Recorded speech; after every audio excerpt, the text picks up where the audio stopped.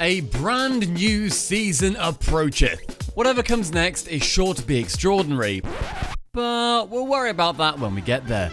First, let's have a good old reminisce about what came before, which was only the biggest tournament in Rocket League history. Surely you've not forgotten already, come on.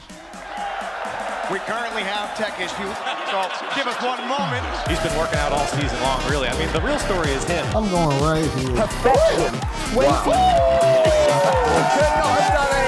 You're looking really good. You're my twin up here, so I just gotta show you what I got today for you. Wow.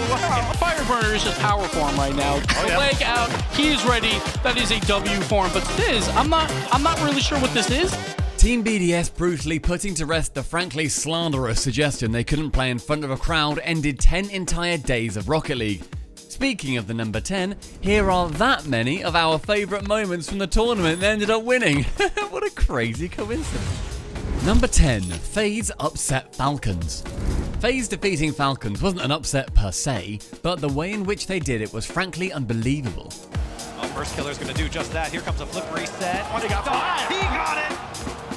Going to be creative here from AJ, but he's got no boost. Whoa! The guy didn't know that. It's typical. He's going to slot it to the right side. With FaZe eventually bowing out to G2 in the semis, and then missed replacing AJ in the recent off-season, the Falcons' blowout ended up being the roster's penultimate win as a team. They may not have achieved the world glory they were after, but FaZe's loss to G2 did complete an unusual LAN record. At every event, they would only lose to the team that ended up finishing in second place. Neat, huh? Number 9, North America versus the world. Speaking of FaZe versus G2, the final few days of the World Championship was filled with top-tier North America versus North America competition. No, not that sort of competition, although Sis is my real winner. After the group stage, it just so happened that the 4 remaining NA teams ended up on their own half of the bracket, setting up an NA vs Rest of the World All-Star Showdown in Dickies Arena, Fort Worth, Dallas, Texas, America. The only way it could have been more American was if we had Monster Truck bonus shows and they destroyed each other and went bang and one of them set on fire. Woo! Wee! Number 8, we totally had bonus shows. Not quite monster trucks, but equally awesome nonetheless, were our celebrations of some of the emerging communities within Rocket League. First came the 1v1 show matches, featuring, of course, the man who put the game mode on the map. Give you one access to Jack's boost. But it is still a good win there. Jan reset, all the boost to play with, just has to finish it! And as if that wasn't enough, our second bonus event was a little bit of this. Outdo that to make the job even more gargantuan for Tex. Here he goes, a few spins from the back wall. These communities having time to shine on the biggest stage possible after all the hours they put in was absolutely massive. Number 7, Arsenal's miraculous recovery. Space Station Gaming looked untouchable in the wildcard stage, going 2-0 in the Swiss while barely breaking a sweat. Until, off the pitch, disaster struck. Brave Arsenal battled on, but couldn't prevent his team losing the next 2 series. Suddenly, SSG had to win their next match. I feel like for a team that expected themselves to go 3-0 in this event achieves, playing in round 5 has got to be a tough mental hurdle to overcome. Into the World Championship proper. Arsenal the back wall. Bang, bang. Despite the heroics, this would be one of SSG's last wins as this iteration, as Retals would make way for LJ ahead of the upcoming season. Number 6, everywhere's a winner. All but 2 of the regions had tasted the sweet, sweet flavour of RLCS LAN victory going into the World Championship. Still waiting though was Asia Pacific and Sub-Saharan Africa, who, to be fair, had never had the chance to face international competition in the RLCS. They'd each get their chance when fate, and the clever maths of a Swiss bracket, would bring the region's 4 representatives together. Nice misdirection from Skill Steals. Felt LCT coming, the physicality, the bread and butter. Maybe that defense can work itself into offense, but Bigums in the center. So one team from each region got the dub. Couldn't have planned it better ourselves. Number 5, more content. It's that time again where we celebrate the objectively hilarious sketches and skits we delivered to your eyeballs and ear holes at the most recent LAN. Run the montage, editor! LCT.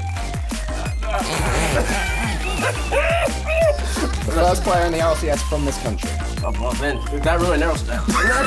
Party every weekend. I'm never home. And really, I'm just enjoying life. Rocket League! I have not heard that name in ages! It hasn't even been like... Are you like, serious? Come on, let's go. You retired like a couple months ago. How are the kids? How are they doing? I don't have kids. Look out for more of these at the full major in probably very cold Rotterdam, Netherlands. Number 4. Juego 7 entre Furia y el Club. Alright, let's hope my translation software made it clear I'm talking about the knockout match between Furia and the club. Right, we all good? Okay, let's move on. After their dazzling Gamers 8 win, Furia were the South Americans to beat. After defeating Dignitas though, the club felt confident against their region's big fish. It's just back and forth between these two teams. There's the set, there's the finish! Probably would have gotten blocked, so he decided to wait on it, and now that's roaming! I think the club play better. They do play better when they have these opportunities. Oh, Gallo!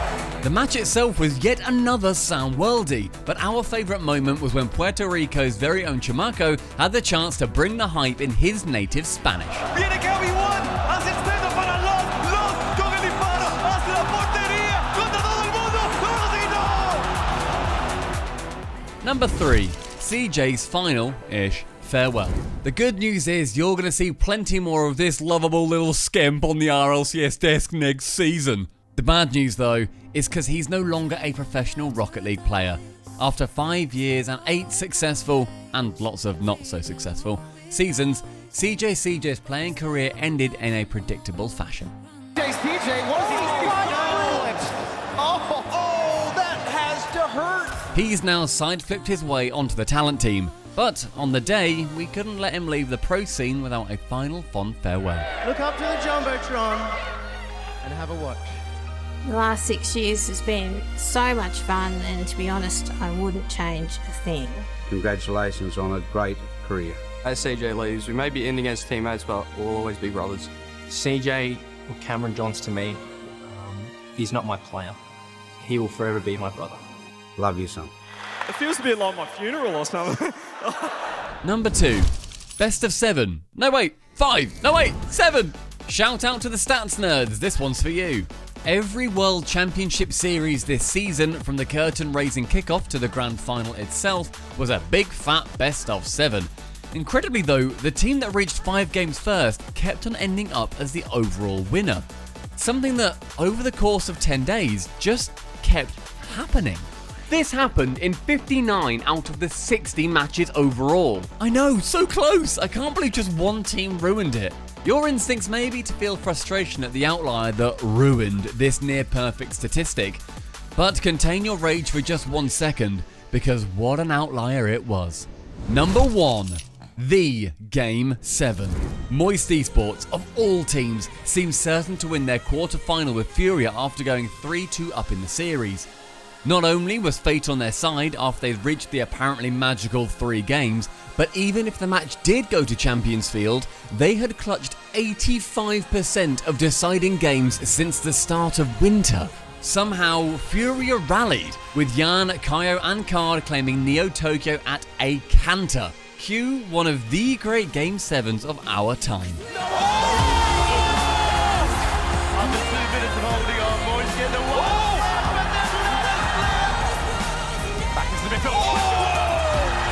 Kaio now looking for the back on. That's the one for Dom. Kaio busts it up. Now comes the follow. Lloyd did not let this drop earlier on. Now they're up against it. This would be the beloved Moist roster's final match together, as Vatira has since left to pursue his dreams on another team. At the end of it all, it was Team BDS who stood tallest, enduring the most arduous season in RLCS history and deservedly claiming the $600,000 top prize and lifting the most coveted trophy in the game. Can they do it again? Or will one of the world's new super teams become our new number 1? Find out from October 15th when the 22-23 season finally begins.